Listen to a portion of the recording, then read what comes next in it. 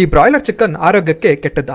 ಇಲ್ಲ, ಅಷ್ಟೊಂದು ಕೆಟ್ಟದ್ದೇನಲ್ಲ. ಭಾರತದಲ್ಲಿ ಬ್ರಾಯ್ಲರ್ ಚಿಕನ್ಗೆ ಗ್ರೋತ್ ಹಾರ್ಮೋನ್ ಏನು ಕೊಡಲ್ಲ. ಗ್ರೋತ್ ಹಾರ್ಮೋನ್ ಅನ್ನೋದು ತುಂಬಾ ಕಾಸ್ಟ್ಲಿ ಇದೆ. ಅದನ್ನ ತಂದು ಈ ಚಿಕನ್ಗೆ ಕೊಟ್ಟು ದಪ್ಪ ಮಾಡಿದ್ರೆ ಅವರು 1 kg ಚಿಕನ್ನ 700-800 ಅಂತ ಮಟನ್ ರೇಟಲ್ಲಿ ಮಾರಬೇಕಾಗುತ್ತೆ. ಇನ್ನ 45 ದಿನದಲ್ಲೇ ಹೇಗೆ ಇಷ್ಟು ದಪ್ಪ ಆಗುತ್ತೆ ಕೋಳಿ ಅಂದ್ರೆ ಅದು ಬ್ರೀಡ್ ಮೇಲೆ ಹೋಗುತ್ತೆ. ಈಗ ಮೊದಲೆಲ್ಲ 1 ಎಕರೆನಲ್ಲಿ 1 ಕ್ವಿಂಟಲ್ ಜೋಳ ಬೆಳೀತಾ ಇದ್ರು.